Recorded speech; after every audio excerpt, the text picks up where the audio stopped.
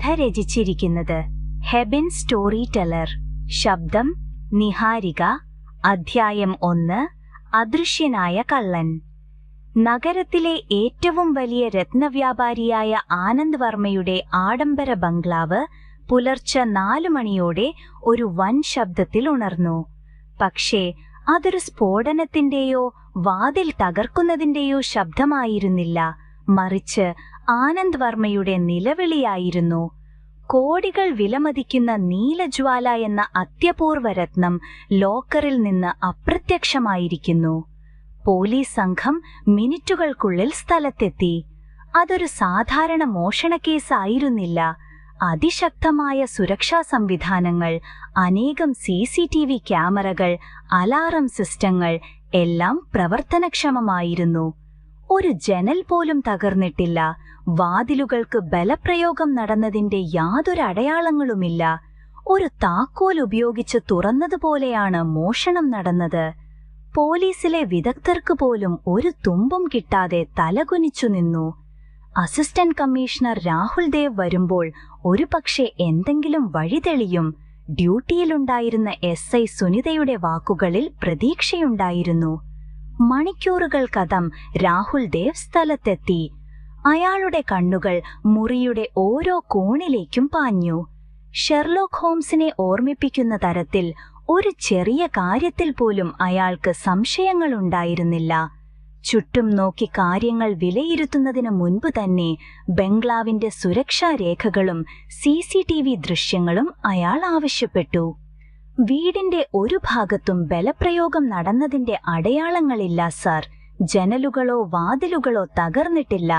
പുറത്തുള്ള ഒരു CCTV ക്യാമറയിലും ആരെയും കണ്ടിട്ടില്ല, സുനിത വിശദീകരിച്ചു.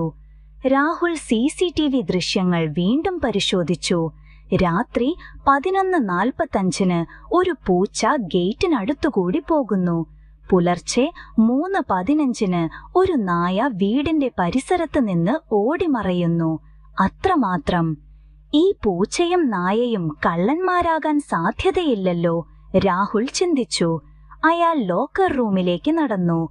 വായുവിൽ നേരിയ, തിരിച്ചറിയാൻ പ്രയാസമുള്ള ഒരു മണം രാഹുൽ ശ്രദ്ധിച്ചു. അത് ഏതെങ്കിലും പെർഫ്യൂമിന്റേതായിരുന്നില്ല, ഒരു തരം പഴകിയ മണം. ലോക്കർ തുറന്നു കിടക്കുന്നു. നീലജ്വാല ഉണ്ടായിരുന്ന സ്ഥാനത്ത് ശൂന്യത മാത്രം. ലോക്കറിന് യാതൊരു കേടുപാടുമില്ല. ലോക്കറിന്റെ വാതിലിൽ വിരലടയാളങ്ങൾ ഒന്നും കണ്ടെത്താനായില്ലെന്ന് ഫോറൻസിക് ടീം അറിയിച്ചു. രാഹുൽ തന്റെ പോക്കറ്റിൽ നിന്ന് ഒരു ചെറിയ ടോർച്ചും ലെൻസും പുറത്തെടുത്തു. ലോക്കറിന്റെ വാതിലിന്റെ അരികുകളിൽ അയാൾ ശ്രദ്ധാപൂർവം പരിശോധിച്ചു. അവിടെ നേരിയ, കഷ്ടിച്ചു കാണാവുന്ന ചില പോറലുകൾ. സാധാരണ ലോക്കറുകൾ തുറക്കുമ്പോഴുണ്ടാകുന്നതിലും അല്പം വ്യത്യസ്തമായ പോറലുകൾ. തുടർന്ന് ലോക്കറിന്റെ ഏറ്റവും മുകളിലത്തെ തട്ടിൽ നേരിയ തോതിൽ പൊടി അടിഞ്ഞുകൂടിയിട്ടുണ്ടെന്ന് അയാൾ കണ്ടു. എന്നാൽ ലോക്കർ വാതിലിന്റെ പുറം ഭാഗത്ത് ഈ പൊടിയില്ല. അതൊരു പ്രധാന സൂചനയായിരുന്നു. ആനന്ദ് വർമ്മ, നിങ്ങൾ സാധാരണയായി എപ്പോഴാണ് ഈ ലോക്കർ തുറക്കാറുള്ളത്? രാഹുൽ ചോദിച്ചു. ഞാൻ എല്ലാ ദിവസവും രാവിലെ എന്റെ പ്രാർത്ഥനകൾക്ക് ശേഷം തുറക്കും സർ. ഇന്ന് രാവിലെ 5 മണിയോടെയാണ് തുറന്നത്, ആനന്ദ് വർമ്മ മറുപടി നൽകി. നിങ്ങളുടെ വീട്ടിൽ കഴിഞ്ഞ 24 മണിക്കൂറിനുള്ളിൽ പുറത്തുനിന്ന് ആരെങ്കിലും വന്നിരുന്നോ? ഇല്ല സർ, ഞങ്ങൾ ആരും പുറത്തു പോവുകയോ ആരും ഇങ്ങോട്ട് വരികയോ ചെയ്തിട്ടില്ല. രാഹുൽ ബംഗ്ലാവിന്റെ ഓരോ മുറിയും ശ്രദ്ധയോടെ പരിശോധിച്ചു. ലിവിംഗ് റൂമിൽ ഒരു കോഫി ടേബിളിന്റെ അടുത്തായി ഒരു പുസ്തകം തുറന്നു വെച്ചിട്ടുണ്ട്. അതിന്റെ പേജുകൾ ശ്രദ്ധയോടെ നോക്കിയപ്പോൾ അതിലൊരു ചെറിയ കറ കണ്ടു. അത് സാധാരണ കോഫി കറയായിരുന്നില്ല, മറിച്ച് ഒരു തരം എണ്ണമയമുള്ള കറയായിരുന്നു. സുനിത, ഈ വീടിന്റെ ഓരോ മുറിയും ഓരോ കോണും വീണ്ടും പരിശോധിക്കുക. പ്രത്യേകിച്ചും സാധാരണയായി നമ്മൾ ശ്രദ്ധിക്കാത്ത ചെറിയ വിശദാംശങ്ങൾ. മേശപ്പുറത്ത് ചിതറിക്കിടക്കുന്ന പേപ്പറുകൾ, സോഫയുടെ അടിയിൽ എന്തെങ്കിലും ഉണ്ടോ, ചുമരിലെ ചിത്രങ്ങൾക്ക് എന്തെങ്കിലും പ്രത്യേകതയുണ്ടോ, എല്ലാം രാഹുൽ നിർദ്ദേശിച്ചു. അയാൾ ലോക്കർ റൂമിലെ ജനലുകൾക്കരികിലേക്ക് നടന്നു. പുറത്ത് മരച്ചില്ലകൾ ജനലിന്റെ അടുത്തേക്ക് നീണ്ടു നിൽക്കുന്നുണ്ട്. എന്നാൽ ജനലുകൾ അകത്തുനിന്ന് ഭദ്രമായി പൂട്ടിയിട്ടിരിക്കുകയാണ്. കള്ളൻ ഈ വാതിലുകളിലൂടെയോ ജനലുകളിലൂടെയോ കടന്നു വന്നിട്ടില്ലെങ്കിൽ പിന്നെ എങ്ങനെ? സുനിത സംശയത്തോടെ ചോദിച്ചു. അവിടെയാണ് ഈ കേസിന്റെ രസം സുനിത, രാഹുൽ പറഞ്ഞു. കള്ളൻ പുറത്തുനിന്ന് വന്നിട്ടുണ്ടാവില്ല, നമ്മുടെ കൺമുൻപിൽ തന്നെയുണ്ട്. പക്ഷേ നമുക്കവനെ കാണാൻ കഴിയുന്നില്ലെന്ന് മാത്രം. ലോക്കറിന്റെ വാതിലിലെ ആ പോരലുകളും ലോക്കറിന്റെ മുകളിലെ പൊടിയില്ലാത്ത അവസ്ഥയും പിന്നെ ആനന്ദ് വർമ്മയുടെ ശരീരഭാഷയും ഇവയെല്ലാം ചേർത്ത് വെച്ചാൽ നമുക്ക് ഒരു ചിത്രം കിട്ടും. രാഹുൽ തന്റെ കണ്ണുകളടച്ചു. ആനന്ദ് വർമ്മയുടെ വാക്കുകൾ, അദ്ദേഹത്തിന്റെ മരവിച്ച ഭാവം, വീടിന്റെ നിശബ്ദത, പിന്നെ അദൃശ്യനായ കള്ളൻ എല്ലാം രാഹുലിന്റെ മനസ്സിൽ ഒരു താളം പിടിച്ചു. രത്നം അപ്രത്യക്ഷമായതിന് പിന്നിൽ ഒരു തരം വഞ്ചനയുണ്ടെന്ന് രാഹുൽ ഉറപ്പിച്ചു. ഈ വീടിനകത്ത് തന്നെയുണ്ട് ആ രഹസ്യം.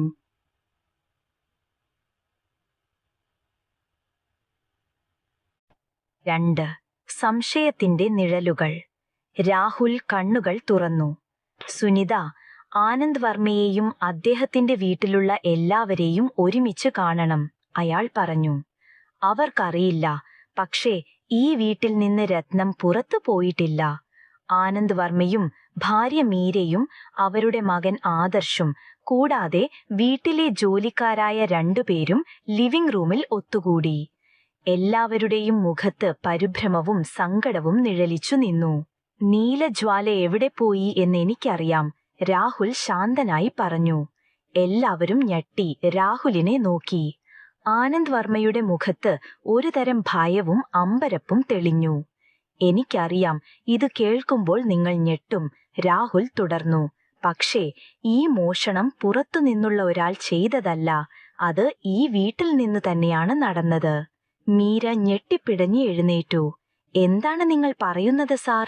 ഞങ്ങൾ ആരും അങ്ങനെയൊന്നും ചെയ്യില്ല. അത് ഞാൻ തീരുമാനിക്കാം മാഡം, രാഹുൽ ഉറച്ച സ്വരത്തിൽ പറഞ്ഞു.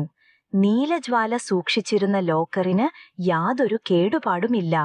ഒരു താക്കോൽ ഉപയോഗിച്ച് തുറന്നതുപോലെയാണ് മോഷണം നടന്നത്. എന്നാൽ ലോക്കർ വാതിലിൽ വിരലടയാളങ്ങളൊന്നും ഉണ്ടായിരുന്നില്ല. ലോക്കറിന്റെ മുകളിൽ പൊടിയില്ലാത്തതും എന്നാൽ വാതിലിന്റെ പുറംഭാഗത്ത് പൊടിയുള്ളതും ഒരു പ്രധാന സൂചനയാണ്. അയാൾ ആനന്ദ് വർമ്മയെ നോക്കി.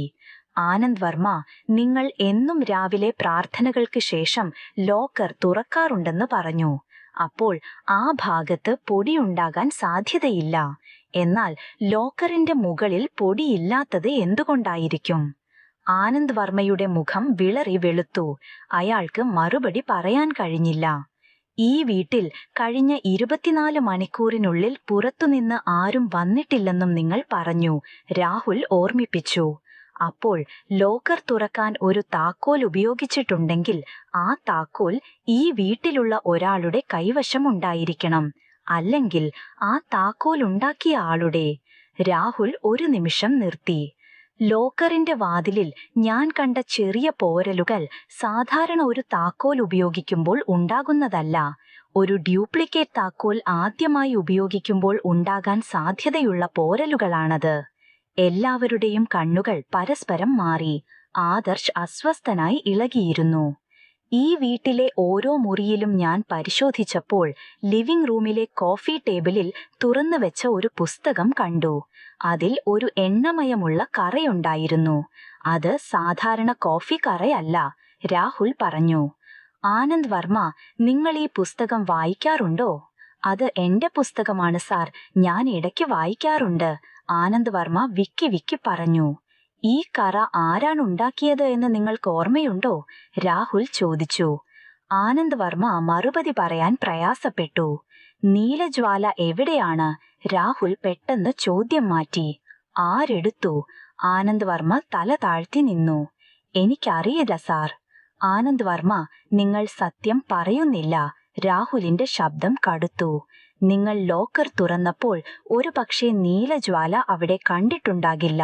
പക്ഷേ അത് എടുത്തു മാറ്റിയത് നിങ്ങളോ അല്ലെങ്കിൽ നിങ്ങളുടെ അറിവോടെ ആരെങ്കിലുമാണ്. മീര കരയാൻ തുടങ്ങി. അയാൾക്കറിയില്ല സാർ, ഞങ്ങൾക്കാർക്കും അറിയില്ല. ആർക്കെങ്കിലും നീലജ്വാലയിൽ സാമ്പത്തിക താൽപ്പര്യമുണ്ടോ? രാഹുൽ ചോദിച്ചു. പെട്ടെന്ന് ആദർശ് തലയുയർത്തി. എനിക്ക് സാമ്പത്തിക പ്രശ്നങ്ങളുണ്ട് സാർ, അവൻ ധൈര്യം സംഭരിച്ചു പറഞ്ഞു. ഒരുപാട് കടങ്ങളുണ്ട്. ചൂതാട്ടത്തിൽ ഒരുപാട് പണം നഷ്ടപ്പെടുത്തി. പക്ഷേ ഞാനിത് ചെയ്തിട്ടില്ല. രാഹുൽ ആദർശിനെ സൂക്ഷിച്ചു നോക്കി. നിങ്ങളുടെ വാക്കുകളിൽ സത്യസന്ധതയുണ്ട്. എന്നാൽ സംശയത്തിന്റെ നിഴലിൽ നിന്ന് നിങ്ങൾ ഇതുവരെ പുറത്തായിട്ടില്ല. രാഹുൽ വീണ്ടും ലോക്കർ റൂമിലേക്ക് നടന്നു. അദൃശ്യനായ കള്ളൻ, അവൻ മനസ്സിൽ മന്ത്രിച്ചു. ഈ വീട്ടിലുള്ള ഒരാളാണ്. പക്ഷേ എങ്ങനെ? എനിക്കെവിടെയോ തെറ്റി. ലോക്കറിന്റെ വാതിൽ രാഹുൽ വീണ്ടും സൂക്ഷിച്ചു നോക്കി. ലോക്കറിന് ചുറ്റുമുള്ള ഭിത്തിയിൽ ചെറിയൊരു വിള്ളൽ അവൻ ശ്രദ്ധിച്ചു. അത് സാധാരണ കണ്ണുകൾക്കത്ര പെട്ടെന്ന് കാണാൻ കഴിയുന്ന ഒന്നായിരുന്നില്ല. ആ വിള്ളലിലൂടെ അകത്തേക്ക് നോക്കിയപ്പോൾ നേരിയ പ്രകാശത്തിൽ ഒരു ചെറിയ വസ്തു തിളങ്ങുന്നത് രാഹുൽ കണ്ടു. അത് ഒരു ക്യാമറയാണോ അതോ മറ്റെന്തെങ്കിലും? രാഹുൽ പതിയെ തറയിലിരുന്നു. ആ വിള്ളലിലേക്ക് വിരലോടിച്ചു. അത് അടുത്തിടെ ഉണ്ടായ ഒരു വിള്ളലല്ല, വളരെ പഴയതാണ്. എന്നാൽ ഈ വിള്ളലും മോഷണവും തമ്മിൽ എന്താണ് ബന്ധം? അധ്യായം 3. അപ്രതീക്ഷിത വഴിത്തിരിവ്. രാഹുൽ ലോക്കറിന്റെ വാതിലിലെ ആ ചെറിയ വിള്ളൽ കൂടുതൽ ശ്രദ്ധയോടെ പരിശോധിച്ചു. തന്റെ കയ്യിലുണ്ടായിരുന്ന ചെറിയ ടോർച്ചിന്റെ വെളിച്ചത്തിൽ ആ വിള്ളലിലൂടെ അകത്തേക്ക് നോക്കിയപ്പോൾ അവന്റെ കണ്ണുകൾക്ക് മുന്നിൽ തെളിഞ്ഞ കാഴ്ച അവനെ അക്ഷരാർത്ഥത്തിൽ ഞെട്ടിച്ചു. അതൊരു ക്യാമറയായിരുന്നില്ല, മറിച്ച് ഒരു തരം ഇലക്ട്രോണിക് സർക്യൂട്ടിന്റെ നേരിയ തിളക്കമായിരുന്നു. ആ ലോക്കറിന്റെ ഭിത്തിക്കുള്ളിൽ പുറത്തുനിന്ന് കാണാൻ കഴിയാത്ത ഒരു രഹസ്യ അറ. സുനിത, രാഹുൽ ഉറക്കെ വിളിച്ചു. ഫോറൻസിക് ടീമിനോട് ലോക്കർ റൂമിലെ ഭിത്തിയും ലോക്കറും വിശദമായി പരിശോധിക്കാൻ പറയുക, പ്രത്യേകിച്ച് ഈ ഭാഗം. രാഹുൽ വിള്ളലിലേക്ക് വിരൽ ചൂണ്ടി. ഒരു പക്ഷേ ഇതൊരു സാധാരണ ലോക്കറല്ല, ഇതിന് ഒരു രഹസ്യ അറയുണ്ടാകാം. ഫോറൻസിക് വിദഗ്ധർ ഉടൻ തന്നെ പരിശോധന ആരംഭിച്ചു. അവർ ആ വിള്ളലിന് ചുറ്റുമുള്ള ഭിത്തിയുടെ ഭാഗങ്ങൾ ശ്രദ്ധാപൂർവം ഇളക്കി മാറ്റി. അല്പസമയത്തിനകം ആനന്ദ് വർമ്മയെ ഞെട്ടിച്ചുകൊണ്ട് അവരൊരു ചെറിയ രഹസ്യ അറ കണ്ടെത്തി. ആ അറയ്ക്കുള്ളിൽ പൊടി പിടിച്ച് പഴയ ചില ഉപകരണങ്ങൾ ഉണ്ടായിരുന്നു. ഒരു ചെറിയ സ്കാനർ, ചില വയറുകൾ, പിന്നെ ഒരു പഴയകാല ബ്ലൂടൂത്ത് ഉപകരണം. ഇതെന്താണ് ആനന്ദ് വർമ്മ? രാഹുൽ ചോദിച്ചു. ഈ ലോക്കറിനുള്ളിൽ ഒരു രഹസ്യ അറയുള്ളതായി നിങ്ങൾക്കറിയില്ലായിരുന്നു. ആനന്ദ് വർമ്മയുടെ മുഖം ഭയത്താൽ വിളറി. എനിക്കറിയില്ല സാർ, ഈ ലോക്കർ എൻ്റെ അച്ഛൻ ഉപയോഗിച്ചിരുന്നതാണ്. അദ്ദേഹം വർഷങ്ങൾക്ക് മുൻപ് മരിച്ചു. ഈ രഹസ്യ അറയെക്കുറിച്ച് എനിക്കൊരു അറിവുമില്ല. അപ്പോൾ ഈ ഉപകരണങ്ങൾ എന്തിനാണ്? രാഹുൽ ഉപകരണങ്ങൾ സൂക്ഷിച്ചു നോക്കി. ഇതൊരു തരം പഴയകാല സിഗ്നൽ ജാമറാണ്, അതായത് പുറത്തുനിന്നുള്ള സിഗ്നലുകളെ തടയാൻ ഉപയോഗിച്ചിരുന്നത്. പക്ഷേ എന്തിന്? രാഹുൽ ആനന്ദ് വർമ്മയുടെ കണ്ണുകളിലേക്ക് നോക്കി. നിങ്ങളുടെ അച്ഛൻ എന്തായിരുന്നു ചെയ്തിരുന്നത്? അദ്ദേഹത്തിന് എന്തെങ്കിലും രഹസ്യ ഇടപാടുകളുണ്ടായിരുന്നോ? ആനന്ദ് വർമ്മ തല കുനിച്ചു. എൻ്റെ അച്ഛൻ ഒരു രത്നവ്യാപാരിയായിരുന്നു. പക്ഷേ അദ്ദേഹത്തിന് രഹസ്യമായ ചില ബന്ധങ്ങൾ ഉണ്ടായിരുന്നതായി ഒരു സംശയമുണ്ട്. അദ്ദേഹം ഒരു കാലത്ത് നിയമവിരുദ്ധമായി ചില പുരാവസ്തുക്കൾ കടത്തിയിരുന്നതായി കേട്ടിട്ടുണ്ട്. പക്ഷേ അതൊക്കെ വർഷങ്ങൾക്ക് മുൻപായിരുന്നു. അപ്പോൾ ഈ നീലജ്വാല ആനന്ദ് വർമ്മയുടെ അച്ഛൻ നിയമപരമായി സ്വന്തമാക്കിയതാണോ? സുനിത സംശയത്തോടെ ചോദിച്ചു. അതോ അതൊരു രഹസ്യ ഇടപാടിന്റെ ഭാഗമായി ലഭിച്ചതാണോ? രാഹുൽ സ്വയം ചോദിച്ചു. ലോക്കറിന്റെ വാതിലിൽ കണ്ട പോരലുകൾ രാഹുലിന്റെ മനസ്സിൽ വീണ്ടും തെളിഞ്ഞു. ഒരു ഡ്യൂപ്ലിക്കേറ്റ് താക്കോൽ ഉപയോഗിച്ച് തുറന്നതിന്റെ അടയാളങ്ങളായിരിക്കാം അതെന്ന് അവൻ നേരത്തെ കരുതിയിരുന്നു. എന്നാൽ ഇപ്പോൾ ഈ രഹസ്യ അറയും പഴയ ഉപകരണങ്ങളും കണ്ടപ്പോൾ അവന്റെ ചിന്തകൾക്ക് ഒരു പുതിയ ദിശ ലഭിച്ചു. ഈ ലോക്കറിനകത്ത് നിന്ന് ഒരു സിഗ്നൽ ലഭിക്കാത്തതിന് എന്തെങ്കിലും കാരണമുണ്ടായിരുന്നോ? രാഹുൽ ആലോചിച്ചു. അതോ ഈ ഉപകരണങ്ങൾ ഉപയോഗിച്ച് സിഗ്നലുകൾ തടയുകയായിരുന്നു? രാഹുൽ വീണ്ടും ലോക്കറിന്റെ മുകളിലെ പൊടിയില്ലാത്ത ഭാഗത്തേക്ക് നോക്കി. സാധാരണ ഒരാൾ രത്നമെടുക്കാൻ ലോക്കർ തുറക്കുമ്പോൾ ലോക്കറിന്റെ മുകളിൽ പൊടിയുണ്ടാകില്ല. എന്നാൽ ലോക്കർ വാതിലിന്റെ പുറം ഭാഗത്ത് പൊടിയുണ്ടായിരുന്നത് അവനെ കുഴക്കി. അവന്റെ മനസ്സിൽ ഒരു വെളിച്ചം തെളിഞ്ഞു. കള്ളൻ ലോക്കറിന് പുറത്ത് നിന്ന് വന്നിട്ടുണ്ടാകില്ല. പക്ഷേ ലോക്കറിന്റെ പുറത്ത് നിന്ന് അകത്തേക്ക് ഒരു കൈ കടത്താനുള്ള സാധ്യത, അതും ഒരു ചെറിയ ദ്വാരത്തിലൂടെ. രാഹുൽ ലോക്കറിന്റെ മുകളിലേക്ക് കയറി. കയ്യിലുണ്ടായിരുന്ന ടോർച്ച് ലോക്കറിന്റെ ഏറ്റവും മുകളിലേക്ക് വെളിച്ചം വീശി. അവിടെ നേരിയ, കഷ്ടിച്ചു കാണാൻ കഴിയുന്ന ഒരു ചെറിയ ദ്വാരം. അത് ഒരു സാധാരണ ദ്വാരമായിരുന്നില്ല. ഒരു സ്ക്രൂ ഡ്രൈവർ ഉപയോഗിച്ച് വളരെ വിദഗ്ധമായി ഉണ്ടാക്കിയെടുത്ത ഒരു ദ്വാരം. സുനിത, രാഹുൽ ഉറക്കെ വിളിച്ചു. ഈ ദ്വാരം കണ്ടോ? ഇത് ലോക്കറിന്റെ ഉള്ളിലേക്ക് നേരിട്ട് പോകുന്നതാണ്. ഈ ദ്വാരത്തിലൂടെയാണ് നീലജ്വാല പുറത്തെടുത്തിരിക്കുന്നത്. എല്ലാവരും ആശ്ചര്യത്തോടെ ആ ദ്വാരത്തിലേക്ക് നോക്കി. അത് വിശ്വസിക്കാൻ കഴിയുന്നതായിരുന്നില്ല. പക്ഷേ ആര്, എങ്ങനെ? ആദർശ് ചോദിച്ചു. ഇത്ര ചെറിയ ദ്വാരത്തിലൂടെ എങ്ങനെ ഒരു രത്നം പുറത്തെടുക്കാൻ കഴിയും? ഒരു പക്ഷേ ഒരു പ്രത്യേകതരം ഉപകരണം ഉപയോഗിച്ചിട്ടുണ്ടാവാം, രാഹുൽ പറഞ്ഞു. ലോക്കറിന്റെ വാതിലിൽ ഞാൻ കണ്ട പോരലുകൾ ഒരു സാധാരണ താക്കോലിൻ്റെതായിരുന്നില്ല. ഒരു പക്ഷേ ആ ഉപകരണം ലോക്കറിന്റെ വാതിൽ തുറക്കാൻ ശ്രമിച്ചപ്പോഴുണ്ടായതായിരിക്കാം. രാഹുൽ ലോക്കറിന്റെ മുകളിലേക്ക് നോക്കി. അവിടെ പതിഞ്ഞു കിടന്നിരുന്ന നേരിയ പൊടിയില്ലാത്ത അടയാളം ഇപ്പോൾ കൂടുതൽ വ്യക്തമായിരുന്നു. ആ ദ്വാരത്തിലൂടെ രത്നം പുറത്തെടുക്കാൻ ഒരാൾക്ക് ലോക്കറിന്റെ മുകളിൽ കയറേണ്ടി വരും. അല്ലെങ്കിൽ വളരെ ഉയരം കൂടിയ ഒരാളോ ഒരു സ്റ്റൂളോ ഉപയോഗിച്ചിട്ടുണ്ടാകണം. രാഹുൽ ആനന്ദ് വർമ്മയെയും ഭാര്യ മീരയെയും ആദർശിനെയും വീണ്ടും നിരീക്ഷിച്ചു. അവരുടെ ഉയരം അവന്റെ മനസ്സിലേക്ക് വന്നു. ആദർശിന് അത്യാവശ്യം നല്ല ഉയരമുണ്ട്. ആദർശ്, രാഹുൽ അവനെ നോക്കി. നിങ്ങൾ ഇന്നലെ രാത്രി എവിടെയായിരുന്നു? അധ്യായം 4. ആദർശിന്റെ രഹസ്യം. ആദർശ്, നിങ്ങൾ ഇന്നലെ രാത്രി എവിടെയായിരുന്നു? രാഹുലിന്റെ ചോദ്യം ആദർശിനെ ഒന്ന് ഞെട്ടിച്ചു. അവന്റെ മുഖത്ത് ഒരു തരം പരിഭ്രമം നിഴലിച്ചു. ഞാൻ എൻ്റെ മുറിയിലായിരുന്നു സാർ. പുലർച്ചെ 4 മണിക്ക് അച്ഛൻ്റെ നിലവിളി കേട്ടാണ് ഞാൻ ഉണർന്നത്, ആദർശ് വിക്കി വിക്കി പറഞ്ഞു. നിങ്ങൾ ഇന്നലെ രാത്രി എപ്പോഴാണ് ഉറങ്ങിയത്? രാഹുൽ തുടർന്നു. ഏകദേശം 12 മണിയോടെ, ആദർശ് മറുപടി പറഞ്ഞു. രാഹുൽ ആദർശിന്റെ കണ്ണുകളിലേക്ക് സൂക്ഷിച്ചു നോക്കി. അവൻ എന്തോ മറയ്ക്കുന്നതായി രാഹുലിന് തോന്നി. നിങ്ങളുടെ മുറിയിൽ ആരെങ്കിലും വന്നിരുന്നോ? അല്ലെങ്കിൽ നിങ്ങൾ പുറത്തു പോയിരുന്നോ? ആദർശ് ഒന്ന് പതറി. ഇല്ല സാർ, ഞാൻ പുറത്തു പോയിട്ടില്ല. നിങ്ങളുടെ ഫോൺ എവിടെ? രാഹുൽ ചോദിച്ചു. ഇതെന്റെ കയ്യിലുണ്ട്, ആദർശ് ഫോൺ എടുത്തു കാണിച്ചു. ഫോൺ പരിശോധിക്കണം, രാഹുൽ സുനിതയോട് പറഞ്ഞു. പ്രത്യേകിച്ച് ഇന്നലെ രാത്രി 11 മണി മുതൽ പുലർച്ചെ 4 മണി വരെയുള്ള കോളുകളും മെസ്സേജുകളും. സുനിത ഫോൺ വാങ്ങി പരിശോധിക്കാൻ തുടങ്ങി. രാഹുൽ വീണ്ടും ലോക്കറിന്റെ അടുത്തേക്ക് നടന്നു.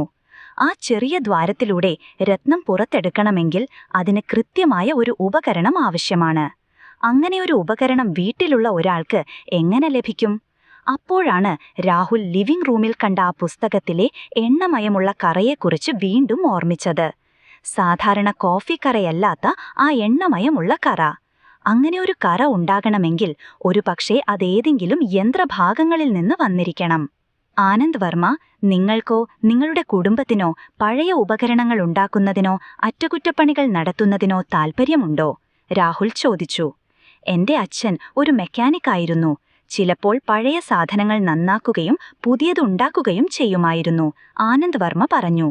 എന്നാൽ ഞാൻ ഒരു രത്നവ്യാപാരിയാണ്. എനിക്ക് അത്തരം കാര്യങ്ങളിൽ വലിയ താൽപ്പര്യമില്ല. എന്റെ മകൻ ആദർശിനു പക്ഷേ അത്തരം കാര്യങ്ങളിൽ താൽപ്പര്യമുണ്ട്, മീര പെട്ടെന്ന് പറഞ്ഞു. അവൻ കുട്ടിക്കാലം മുതൽ ചെറിയ റോബോട്ടുകളെയും ഉപകരണങ്ങളെയും ഉണ്ടാക്കുമായിരുന്നു. രാഹുൽ ആദർശിനെ നോക്കി. ആദർശിന്റെ മുഖത്ത് പരിഭ്രമം കൂടി.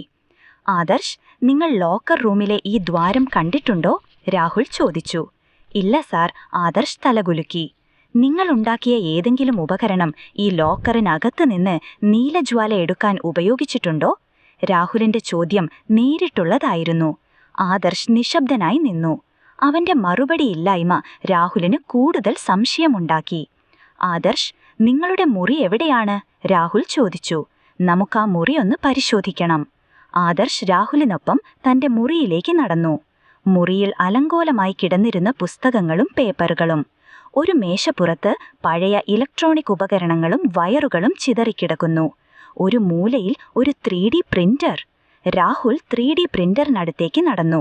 അതിൽ നിന്ന് ഒരു ചെറിയ പ്ലാസ്റ്റിക് കഷണം പുറത്തേക്ക് തള്ളി നിൽക്കുന്നുണ്ടായിരുന്നു. അവനത് കയ്യിലെടുത്തു. അതിന് ലോക്കർ വാതിലിലെ ദ്വാരത്തിന് സമാനമായ വലിപ്പവും ആകൃതിയും ഉണ്ടായിരുന്നു. അതിൽ നേരിയ എണ്ണമയമുള്ള ഒരു കറയും. ഇതെന്താണ് ആദർശ്? രാഹുൽ ചോദിച്ചു. അതൊരു പ്രോജക്റ്റിന്റെ ഭാഗമായി ഉണ്ടാക്കിയതാണ് സാർ, ആദർശ് പരിഭ്രാന്തനായി പറഞ്ഞു. ഇത് ലോക്കറിന്റെ ഉള്ളിൽ നിന്ന് രത്നം പുറത്തെടുക്കാൻ ഉപയോഗിച്ച ഉപകരണത്തിന്റെ ഒരു മാതൃകയല്ലേ?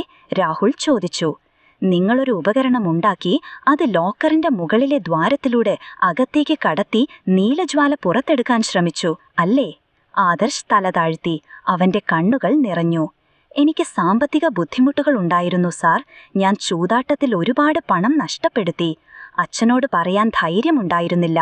അതുകൊണ്ടാണ് ഞാനത് ചെയ്യാൻ ശ്രമിച്ചത്. ശ്രമിച്ചെന്നോ? രാഹുൽ ചോദിച്ചു. അപ്പോൾ രത്നം നിങ്ങൾ എടുത്തില്ലെന്നാണോ പറയുന്നത്? ഇല്ല സാർ, ഞാൻ ശ്രമിച്ചു, പക്ഷെ കഴിഞ്ഞില്ല, ആദർശ് കരഞ്ഞുകൊണ്ട് പറഞ്ഞു. എനിക്ക് ആ ദ്വാരത്തിലൂടെ രത്നം പുറത്തെടുക്കാൻ കഴിഞ്ഞില്ല. ഞാൻ കുറച്ചുനേരം അതിനു ശ്രമിച്ചു. എന്റെ കൈകൾ അതിലൂടെ കടത്തി, പക്ഷേ എനിക്കതിനെ സ്പർശിക്കാൻ പോലും കഴിഞ്ഞില്ല. ഞാനത് ഉപേക്ഷിച്ച് എന്റെ മുറിയിലേക്ക് പോയി. അച്ഛന്റെ നിലവിളി കേട്ടപ്പോഴാണ് ഞാൻ എഴുന്നേറ്റത്. രാഹുൽ ആദർശിന്റെ മുറിയിലെ മേശപ്പുറത്ത് കിടന്നിരുന്ന ഉപകരണങ്ങൾക്കിടയിൽ ഒരു ചെറിയ വെൽവെറ്റ് സഞ്ചി ശ്രദ്ധിച്ചു. അതിൽ നിന്ന് നേരിയ തിളക്കം. അവൻ ആ സഞ്ചി കയ്യിലെടുത്തു. ഇതെന്താണ് ആദർശ്? രാഹുൽ ചോദിച്ചു. ആദർശ് ഒന്നും പറയാതെ തലതാഴ്ത്തി. രാഹുൽ ആ സഞ്ചി തുറന്നു. അതിനുള്ളിൽ നീലജ്വാല, കോടികൾ വിലമതിക്കുന്ന രത്നം ആദർശിന്റെ മേശപ്പുറത്ത്. ഇത് നിങ്ങൾ എടുത്തില്ലെന്ന് കള്ളം പറയുകയായിരുന്നോ? രാഹുൽ ചോദിച്ചു. ഞാൻ എടുത്തു സാർ, ആദർശ് പൊട്ടിക്കരഞ്ഞു. പക്ഷേ എനിക്കത് എങ്ങനെ സംഭവിച്ചുവെന്ന് അറിയില്ലായിരുന്നു. ഞാൻ ദ്വാരത്തിലൂടെ കൈയിട്ട് നോക്കിയപ്പോൾ അതെന്റെ കയ്യിൽ തടഞ്ഞു. ഞാനതെടുത്ത് എന്റെ മുറിയിലേക്ക് കൊണ്ടുവന്നു. പിന്നീട് എന്തു ചെയ്യണമെന്ന് എനിക്കറിയില്ലായിരുന്നു. ആദർശ് ചെയ്തത് ഒരുതരം മോഷണമായിരുന്നു. എങ്കിലും അവന്റെ കുറ്റസമ്മതം രാഹുലിനെ സംബന്ധിച്ചിടത്തോളം കേസിന് ഒരന്ത്യം നൽകി. എന്നാൽ രാഹുലിന്റെ മനസ്സിൽ ഒരു ചെറിയ സംശയം അവശേഷിച്ചു. ആദർശ് ചെയ്തത് ഒരുപക്ഷെ ഒരു തുടക്കമായിരുന്നോ? നീലജ്വാലയുടെ യഥാർത്ഥ കഥ പൂർണ്ണമായി അറിഞ്ഞിരിക്കുന്നത് ആനന്ദ് വർമ്മ.